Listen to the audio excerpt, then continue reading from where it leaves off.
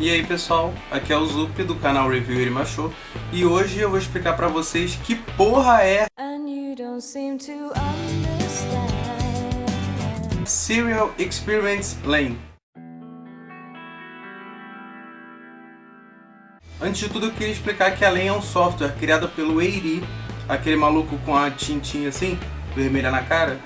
Ela foi criada por ele para que ele possa usar ela de ponte para o mundo real, já que ele é uma figura completamente da Wired. Ele criou ela mesmo sabendo que ela ia acabar ficando uma figura muito mais poderosa do que ele, porém ele precisava dela, e o plano dele era, dando essa oportunidade dela viver como uma criança normal.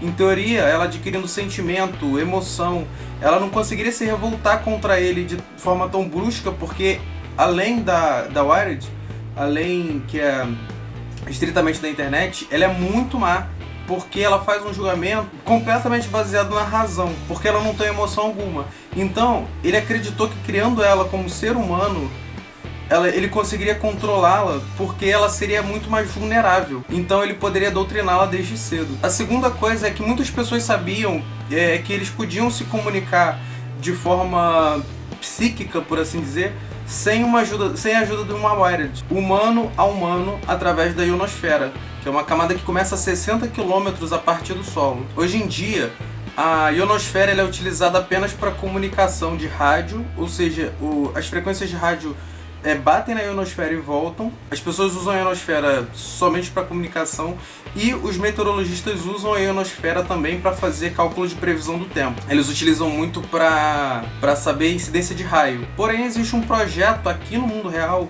que confirma essa teoria do Eiri, que é um projeto chamado HAARP. É um projeto que muita gente fala que é teoria de conspiração e muitas outras acreditam que ele realmente existe. É um projeto do governo norte-americano que estuda a ionosfera a fim de descobrir o total poder dela da comunicação e de invasão da cabeça, porque ela rebate os dados enviados para ela numa frequência que pode entrar dentro do cérebro humano, porque é a mesma frequência de indução. Eu vou deixar o link dessa reportagem sobre o HAARP até aqui na descrição, tá ok? Outra coisa que confirma isso dentro do anime são as antenas. Vocês devem ter reparado que tem muitas antenas no anime, e é justamente por isso. Eles usam essas antenas para poder fazer essa conexão com a ionosfera.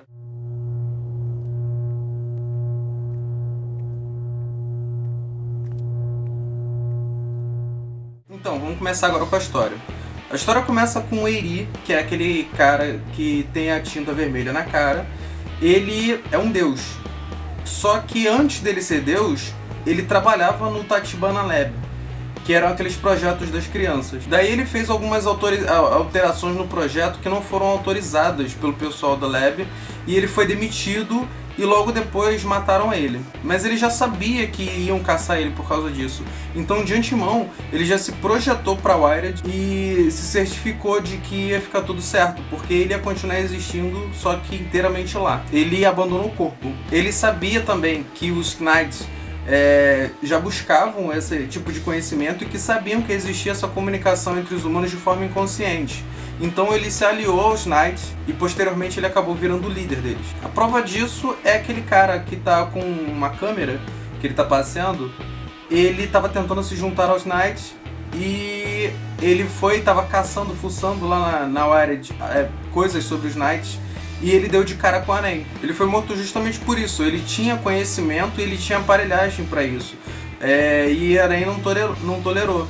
No caso, o Eiri ordenou que ela fizesse isso, ou até mesmo os próprios Knights. Então, como eu falei, a Lain é um programa desenvolvido pelo Eiri e os Knights. Ela é frequentemente utilizada como símbolo da força e da luta dos Knights, pela projeção dela no céu, como aquela deusa gigante, ou então na própria cena do cameraman, que ele tá andando e se depara com ela quando tava buscando coisas sobre os Knights. Só pra lembrar, a primeira versão da Lain, ela é criada na Wired e só podia interagir com as pessoas de lá. O próximo estágio seria alimentar uma mente humana com Arem. Então os Knights, eles decidiram um local, que foi a Sibéria, e plantaram uma rede LAN. Inicialmente as pessoas precisavam da droga Axela para poder interagir com a Lain, através de alucinação.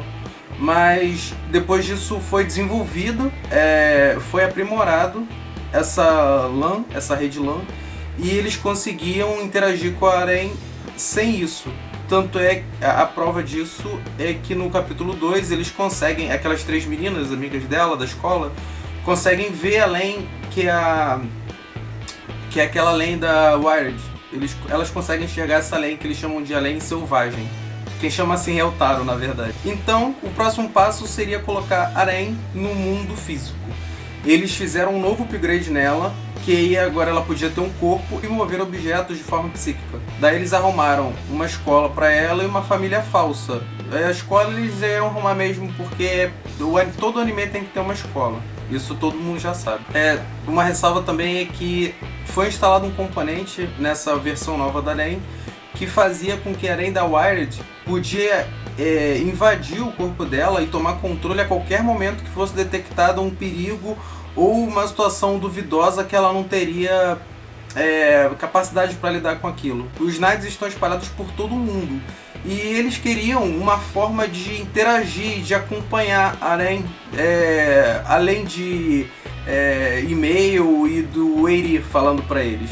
Então o Eri teve a ideia, o Eri com os Knights, isso fica subentendido, tiveram a ideia de seduzir Arém para Wired através do suicídio da Tissa, que é aquela amiga dela que se matou logo no início. Após isso, a gente vê Arém indo para a Sibéria pela primeira vez. Eles acharam que estava tudo pronto, mas ainda não estava preparado para suportar o algoritmo das duas NEMs. Então o sistema deu crash e todo mundo que tinha ingerido Axela nesse dia teve o cérebro escorrendo que nem um mingau de cremogema pelo nariz. É só força de expressão, mas derreteu, fritou o cérebro de todos eles. Você consegue notar isso não só pelo cara que ingeriu Axela, que fica focado mais nele, mas nas pessoas que estão caídas também pelo chão quando a boate começa a entrar em caos. Daí o cara da Axela, ele ficou louco e começou a culpar a Len. Só que ele estava certo e ele tentou matá-la. Daí a Len da Wired entrou na mente dele e fez ele se matar. Ali era um grande LAN. Daí por esse motivo do sistema de LAN da Sibéria não estar preparado ainda para suportar as duas NEMs, a Arém da Wired parou de aparecer por lá, e já que a Arém do mundo real podia aparecer a qualquer momento. E até o JJ perguntou pra ela depois por que ela não estava mais indo na Sibéria, porque ela costumava ir sempre e do nada ela parou de ir. Na delegacia, a própria Arém já estava se perguntando dessa possibilidade de haver duas ou de as duas dividirem o mesmo corpo. Daí, com a chegada do novo computador, desse navio que o pai dela encomendou pra ela teve acesso ao Wired e cada vez mais ela se interessava, se imergia e ela se afundava cada vez mais nisso, e era bom para os dois, porque ela tinha cada vez mais conhecimento, ela tinha cada vez mais prazer em estar ali, e os Knights conseguiam vigiar ela de perto. Porém, nem todo mundo do projeto estava satisfeito com isso. Cada vez mais a Arém estava na Wired, ela ficou cada vez menos no mundo offline, e a irmã dela, a Mika, fazia parte obviamente do projeto porque era uma família falsa. Ela foi num dia e soltou pro pai, falso também, e falou: a Arém tá muito esquisita e tudo mais, tem que ver isso aí. E aí o pai foi e falou pra mãe: tá vendo aí, ela tá desconfiando, ela tá querendo atrasar aqui o negócio. E aí os Knights invadiram a mente dela e trocaram a mente dela por um aparelho de fax. E é exatamente isso, pode parecer sacanagem, mas o próprio design de personagem, de criação, ele revelou numa entrevista dessa na internet que foi exatamente isso que aconteceu. Eles transformaram a mente dela num aparelho de fax, e o link tá aqui na descrição também, se vocês quiserem conferir. Agora, a respeito daquela bomba que explodiu no quarto dela.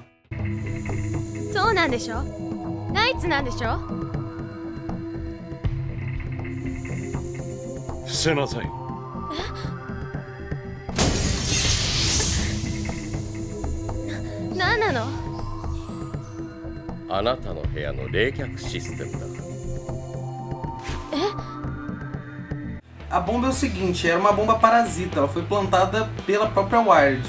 Então quem que fez isso? Foram os Knights. Só que você tem que entender antes de tudo que os Knights são um grupo de pessoas, não são reveladas quantas pessoas são, e todo grupo tem as suas opiniões que divergem.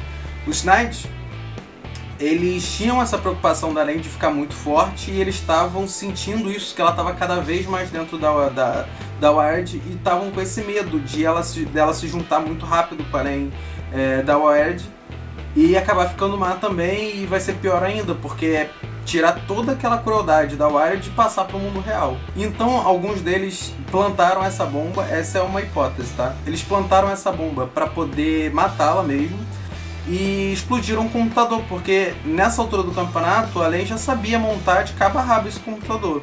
E cada vez mais ela ganhando conhecimento, ela até aprimorou. Isso serviu também para dividir cada vez mais o grupo de Knight. Tem 3 motivos para a Alen ficar cada vez mais imersa na Wired. Ela cada vez descobria mais verdades, ela ficava mais tempo com a Alen da Wired e conseguia descobrir tudo aquilo ali, as verdades sobre ela. Então isso era uma coisa muito prazerosa. E ela também sentia esse poder que ela tinha, que era uma coisa que estava adormecida e que cada vez mais estava vindo à tona. Aí, o que acontece? A Aren ficou muito puta com isso que eles fizeram.